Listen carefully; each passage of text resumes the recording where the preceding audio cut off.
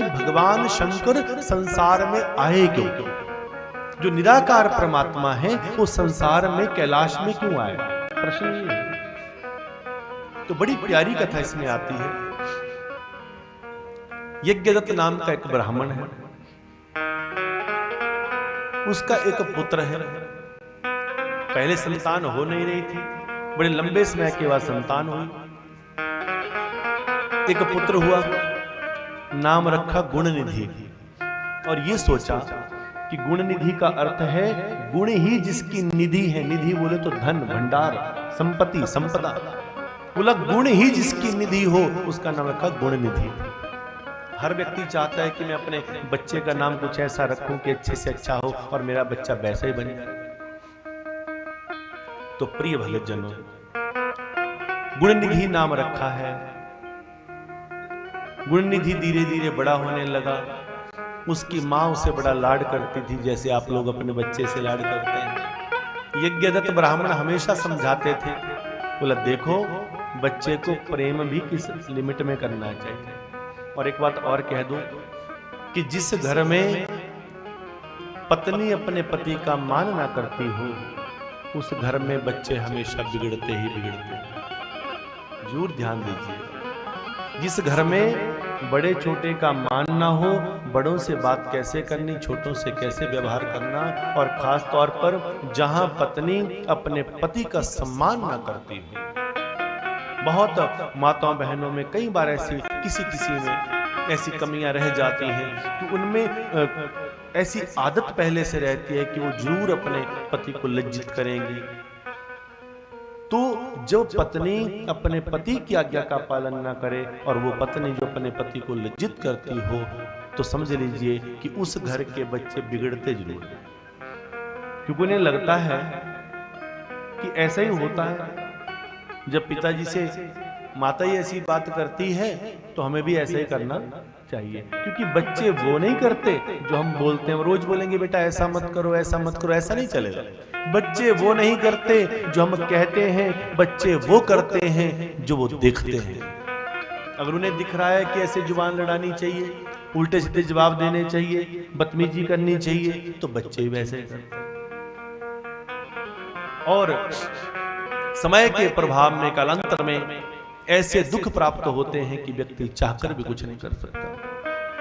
यज्ञदत्त अपनी पत्नी को समझाते थे, बोला बेटे के सामने बदतमीजी मत करो और बेटे के सामने प्रेम से रहा करो।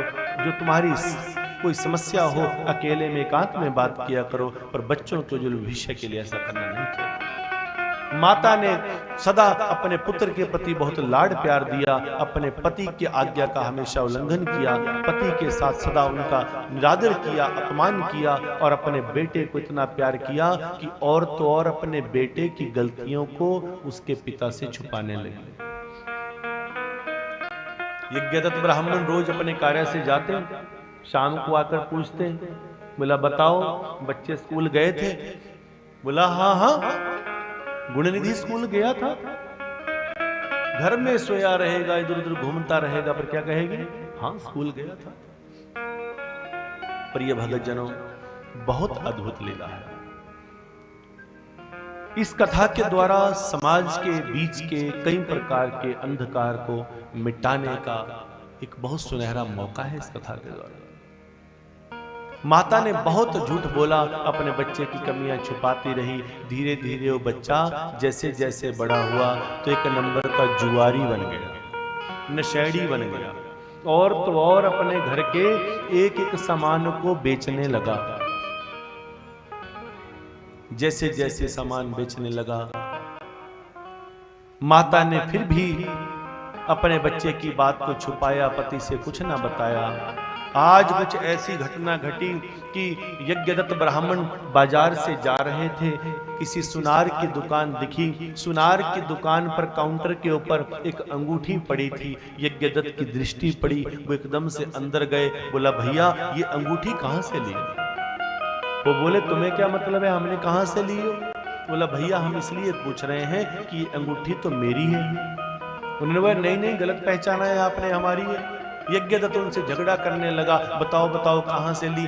तब सुनार ने कहा, अगर सुनना ही चाहते हो तो सुनो यज्ञदत्त ब्राह्मण, ये सही पहचाना तुमने, ये तुम्हारी ही अंगूठी है। और अंगूठी ही नहीं, ये देखो तुम्हारे घर के और तो और तुम्हारी पत्नी की ये जेवर भी यहाँ है। ये तुम्हारी ही अंगूठी है और तुम्हारा पुत्र गुणनिधि पूरी तरह से भ्रष्ट, नशेड़ी और जुआरी बन चुका है, जिसने तुम्हारी अंगूठी भी बेच दी। यज्ञदत्त को बहुत दुख हुआ। दुख ये नहीं हुआ कि मेरे पुत्र ने ऐसा किया, दुख ये हुआ कि जिस घटना को मैं रोक सकता था, मेरी पत्नी ने मेरा निरादर किया, मेरा विश्वास तोड़ा और मेरे पुत्र की हर बात को मुझसे छुपाया, और आज मेरा पुत्र इस स्थिति में पहुंच गया। क्योंकि जब कोई बच्चा बिगड़ता है तो याद रखना, उसमें बच्चे की गलती से ज्यादा माता पिता की भी गलती होती है। अब कई बच्चे यहाँ समझदार ऐसे बैठे होंगे, अगर बिगड़े हुए होंगे तो यही सुन के बड़े खुश हो गए होंगे। वो जाके अपने माँ बाप को यही बोलेंगे, हाँ गुरुजी ने कहा था बच्चे के बिगड़ने के पीछे माँ बाप की गलती।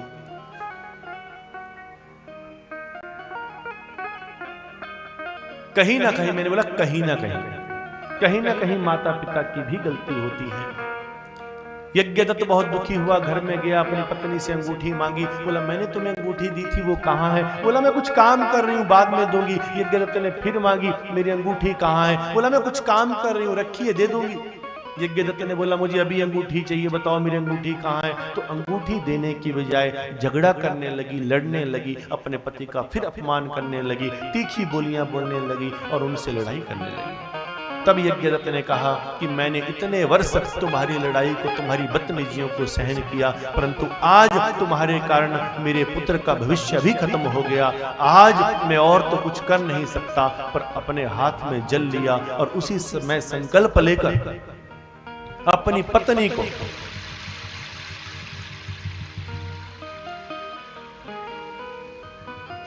अपने पति पत्नी के धर्म से विच्छेद कर दिया। बोला आज के बाद ना मैं आपका पति हूं और ना आप मेरी पत्नी हैं, अपना घर छोड़कर चला। ना मुझे ऐसी पत्नी चाहिए जो विश्वासघाती हो, ना मुझे ऐसी पत्नी चाहिए जिसके द्वारा मेरा जीवन नरक बनता जाए, ना मुझे ऐसी पत्नी चाहिए जिसके द्वारा मेरी आध्यात्मिक उन्नति रुक जाए। आज से मैं संकल्प के साथ तुम्हारा त्याग करता हूं, और ना ही मुझे ऐसे पुत्र की आवश्यकता है जिसने अपने पिता की खून पसीने की कमाई को नशे में बहा दिया, जिसने अपने पिता की खून पसीने की कमाई को इस प्रकार के दुष्कर्मों में बहा दिया। क्या करेंगे उस पुत्र?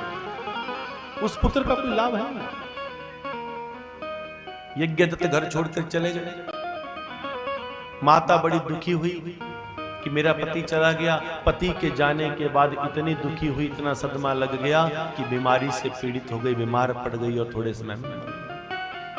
कहते हैं कि हमारे रिश्ते नाते और हमें प्रेम करने वाले लोग जब हमारे साथ होते हैं ना, तो हमें उनकी कदर नहीं होती, और जब वो हमें छोड़कर चले जाते हैं ना, तो हम सब बड़े पछताते हैं। इसलिए जीवन, क्योंकि जीवन की घड़ियां और प्रेम करने वाले लोग बार बार नहीं मिलते। नकली प्रेम वाले हजारों मिल जाएंगे, पर सच्चा जो प्रेम है, जो आत्मिक प्रेम होता है, वो बार बार नहीं मिलता। यज्ञदत्त चले गए, पीछे से पत्नी भी मर गई। अब गुणनिधि इतना भ्रष्ट हो चुका था और सारे लोग जानते थे कि इसके कारण इसके पिता चले गए, मां मर गई। लोगों ने थू थू करना शुरू कर दिया, कोई पानी को भी पूछने नहीं लगा। अब वो गुणनिधि भटकता भटकता जंगल जंगल भटकने लगा। एक स्थान पर बड़ा सुंदर भगवान शिव का मंदिर था, वहां शिव कथा चल रही थी, और वहां शिव कथा को देखा, बड़े लोग इकट्ठे थे। अंदर गया, सोचा यहाँ लोग इकट्ठे हुए हैं, कुछ खाने को मिलेगा। तो वहां पर दिन में थोड़ा सा ही कुछ फलाहार मिला, महाशिवरात्रि का पर्व था। तो पूछा भैया और कब मिलेगा खाने को? बोला बैठ जाओ, भजन कीर्तन चलेगा, रात्रि में फलाहार एक बार फिर मिलेगा। उस फलाहार के चक्कर में, लालच में गुणनिधि वहां बैठ गया। कथा चली, सत्संग चला, भगवान शंकर का भजन चला और सब गाने लगे, सब गा रहे थे। तो हमारे जैसे कोई बैठे होंगे कथा सुनाने वाले, उन्होंने बोला आप क्यों नहीं गा रहे? अब कहीं ऐसे होते हैं पूछते नहीं है, चलने दो ऐसे। कहीं हमारे जैसे होते हैं, इनके दिमाग में थोड़ा कीड़ा रहता है, वो सबके ऊपर नजर रखते हैं, भाई तुमने ताली क्यों नहीं बजाई? बोला क्यों नहीं ताली बजाई? उठो ताली बजाओ। अब गुण निधि क्या बोले, ताली बजाने लगा। तो प्रिय भगत जनों, बड़ी ही सुंदर लीला हुई है, बड़ा अच्छा ये यहाँ पर भाव है। गुण निधि बैठ गया, ताली बजाने लगा और अंदर भजन चल रहा था, भगवान शिव की स्तुति चल रही थी। गुण निधि पूरी तरह से जुआरी बन चुका था। शिवालय में पहुंचा, कई दिनों से खाया नहीं था, शरीर में जान नहीं थी। महाशिवरात्रि का पर्व था। अंदर गया और फलाहार के लालच में, कुछ खाने के लालच में बैठ गया। ताली बजाने लगा, भजन करने लगा, ओम नमः शिवाय का जप करने लगा। रात हुई, अखंड रात्रि कीर्तन चला। गुणनिधि ने महाशिवरात्रि का आनंद लिया। पता भी नहीं था शिवरात्रि क्या है, पता नहीं था भगवान क्या है, नास्तिक व्यक्ति था, भ्रष्ट था। सबके सब 4 प्रहर की पूजा आरंभ हुई। जब 4 प्रहर की पूजा आरंभ हुई महाराज, तो 4 प्रहर की पूजा में जैसे ही 3 प्रहर की पूजा हो गई, रात्रि के जब लगभग 2 बज जाते हैं, तो विद्वान जी कह देते हैं, बोला जाओ अब नहा धोकर आ जाओ और चौथे प्रहर की पूजा 4 बजे नहा धोकर आ जाइए, तब करेंगे। सब लोग चले गए, कुछ लोग हॉल में नींद से सो गए, कुछ नहाने चले गए, पर गुणनिधि को नींद कहां आए? उसकी नजर कहां थी? उसकी नजर तो खाने के ऊपर थी। भूखा था, प्यासा था, मर रहा था कई दिनों से, शरीर में कुछ नहीं था। जब सब चले गए और वहां पर बैठे लोग सो गए, तो गुणनिधि धीरे धीरे देखने लगा। शंकर की तरफ देखा, भगवान शिवलिंग बैठे हैं, और देखा, बोला प्रभु, लोग आपको प्रभु कहते हैं, आप भगवान हैं, तो आपके सामने बच्चा भूखा मर रहा, अपने पास फलों के ढेर रखे, क्या करोगे? धीरे धीरे आगे चला। लोग सोए थे, पैर बचा बचा कर किसी से स्पर्श ना हो जाए, आगे निकलने लगा। जैसे ही शिवलिंग के पास पहुंचा, वहां फलों के ढेर, अब फल उठाने लगा, तो जो दीपक जल रहा था उसकी बाती थोड़ी सी नीचे हो गई, जल चुकी थी, कम हो गई, तो अंधेरा होने लगा, बाती बुझने लगी।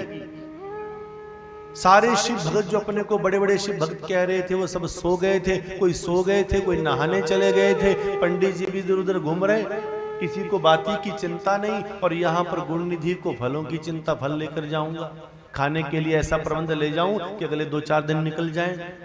तो सोचा अब बाती को कैसे बढ़ाऊं, अगर बाती पूरी बुझ गई तो अंधेरे में जाऊंगा कैसे, किसी से पैर टच हो गया तो पकड़ा जाऊंगा। तो आज गुणनिधि ने अपनी धोती का थोड़ा सा पल्लू पकड़ के फाड़ा, और उस धोती के कपड़े से ही उसे फाड़ कर ही बाती को बढ़ा दिया। जो बाती बिल्कुल बुझने वाली थी, जो बाती बिल्कुल बिल्कुल अंत अवस्था में थी, उसे जलाया, बाती बढ़ाई। भगवान के चेहरे पर जैसे ही बाती का प्रकाश हुआ, तो भगवान का चेहरा फिर से चमकने लगा। भगवान का चेहरा चमकने लगा, मानो भगवान के नेत्र टिमटिमाने लगे। गुणनिधि सोचे, मेरी आंखों का भ्रम है क्या? शंकर की आंखें, नेत्र खुल रहे, बंद हो। गुणनिधि ने बोला, ये तो मेरा भ्रम है, ये मूर्ति कहां बोलेगी? शिवलिंग भगवानों के बीच में सुंदर दर्शन हो रहा है, और उसी समय अपना वही पटका लेकर पटके में खूब फल बांध लिए, मिठाइयां बांध ली, जो जो चढ़ा था सारा बांध लिया, गठरी पकड़ी और पैर बचा बचा कर चलने लगा। जैसे ही चलने लगा, तो अचानक से धोखे से पैर किसी के साथ टच हो गया। जब किसी के साथ पैर स्पर्श हो गया, तो वो व्यक्ति एकदम से उठा, बोला चोर चोर चोर, गठरी लेकर भाग रहा है। सब लोग उठे और गुणनिधि को पकड़ा, पीटने लगे, बुरी तरह से पीटा, इतना मारा, इतना मारा। क्योंकि आप लोगों ने देखा होगा, अक्सर यहां पर भी हमारे लोगों में भी ऐसा होता है।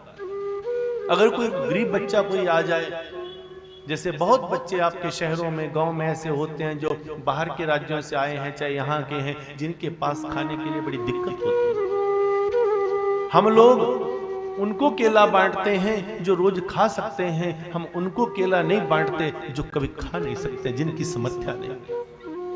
अपने अपने बच्चों को बुला के सो ले बेटा प्रसाद ले ले, और अगर कोई गरीब का बच्चा आए जो धक्का मुक्की करके पीछे कर देंगे, जाओ पीछे। उस फल की, उस प्रसाद की जिसको सबसे ज्यादा जरूरत है, हम उसे भगा देते हैं, और जिसके पिता खुद खरीद कर भी ला सकते हैं, फिर से प्रसाद ले सकते हैं, उसे हम देते नहीं।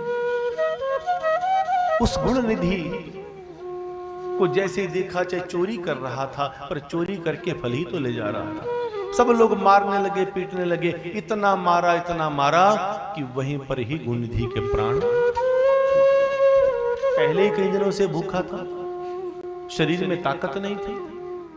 जैसे मर गया तो यमराज के यमदूत आए और उसे पकड़ने लगे, और दूसरी तरफ रुद्रगण आए, भगवान शिव के पार्षद आए और बोला आप इसे नहीं ले जा सकते, ये शिव लोक का वासी है, ये शिव धाम जाएगा। बोला क्या कह रहे हो, आप जानते हैं इसको? इसके कारण इसके पिता घर छोड़कर चले गए, इसके कारण इसकी मां मर गई, इसके कारण सारा इसका घर खत्म हो गया, और ये इतना पापी जिसने और तो और शिवलिंग के पास भी चोरी कर गया। बोला देखो ये शिव का है। बोला वो कैसे, इसने क्या किया? तो भगवान शिव के गण कहते हैं, बोला जैसे सब लोगों ने किया उनसे ज्यादा अच्छा इसने किया। सारे लोग महाशिवरात्रि में पूरा दिन भूखे रहे, ये भी रहा। सबने थोड़ा सा अल्प आहार लिया, इसने भी अल्प आहार लिया। रात्रि को अखंड रात्रि सबने जागरण किया, इसने भी किया। अरे और तो और आप सब बड़े बड़े शिव भक्त कहलाने वाले लोग, जब कोई नहाने चले गए, कोई हॉल में सो गए, इधर उधर तितर बितर हो गए, आपको शंकर जी की बाती की भी चिंता नहीं रही कि भगवान के पास प्रकाश चाहिए, भगवान के पास अंधेरा नहीं होना चाहिए। और खास तौर पर महाशिवरात्रि का पर्व हो और भगवान अंधेरे में बैठे हो। मन का भाव है जो पूरे जगत को प्रकाशित करते हैं, उनके आगे हम अपने भाव को एक दीपक जलाकर ही तो प्रस्तुत करते हैं। जब सब लोग सो गए उस समय यही गुण निधि इसने अपनी धोती को फाड़कर भी भगवान की बाती को जलाया, दीपक को जलाया। भगवान इसके ऊपर बड़े प्रसन्न हैं। बोला इसने अखंड साधना की है और इसने एक पल भी इसने अपनी आंखों को नींद के स्पर्श में नहीं आने दिया है और इसने भगवान शिव की अखंड रात्रि साधना की है। बोला महाराज क्या बात कर रहे हैं, तो पापी है, ये तो लालच में बैठा था। बोला नहीं, आप चाहे रात के अंधेरे में आग के अंगारों के ऊपर पैर रख दो, चाहे दिन के उजाले में आग के ऊपर पैर रख दो, दोनों अवस्थाओं में पैर जलता है। उसी प्रकार ये शिव कथा, ये भगवान का नाम, ये राम नाम, ये श्याम नाम, आप चाहे अनजाने में इसका उच्चारण कर लो, चाहे बिल्कुल खुशी से कर लो, दुख में कर लो, मजबूरी में कर लो, नाटक में कर लो, ड्रामे में कर लो। जो लोग कहते हैं भगवान के नाम का पखंड करते हैं, मैं तो कहता हूं कि जो भगवान के नाम का पखंड भी कर रहा है वो भी उनसे श्रेष्ठ है जो भगवान का नाम नहीं ले रहा है। भगवान के नाम पर अगर कोई पखंड भी कर रहा है तो भी वो हमारे से, आपसे बहुत ऊंचा है जो कम से कम पखंड तो कर रहा है। आप अपने माथे पर एक त्रिपुंड लगाकर एक बार गांधी चौक से लेकर भोटा चौक तक जाके दिखाइए मुझे, फिर मैं जान जाऊंगा कि आप कितने बड़े भगत हैं। आप एक त्रिपुंड लगाकर यहां नहीं निकल सकते। बोला लोग क्या कहेंगे? एक माला पहनने को बोली जाए, व्यक्ति माला पहनने को तैयार नहीं है। बोला लोग क्या कहेंगे? सबसे बड़ा रोग क्या कहेंगे लोग? सबसे बड़ा रोग क्या कहेंगे लोग? और जो इस रोग से पीड़ित हो गया उसका इलाज नहीं है, उसका इलाज हो नहीं सकता। इस सोच से ऊपर उठी। तब भगवान के गणों ने कहा, बोला ये शिव धाम जाएगा। उसी गुण निधि को भगवान शंकर के गण लेकर गए। भगवान की कृपा से वही गुण निधि कलिंग देश का राजा बना। उस रूप में उसने खूब साधना की, भगवान शिव की भक्ति की, सारा कर्म कट गया। सोचो इतना बड़ा जो पापी था, कथा का श्रवण करने से उसके पाप कट गए। याद रखिएगा, जब पाप सिर के ऊपर है तो कथा अच्छी नहीं लगती।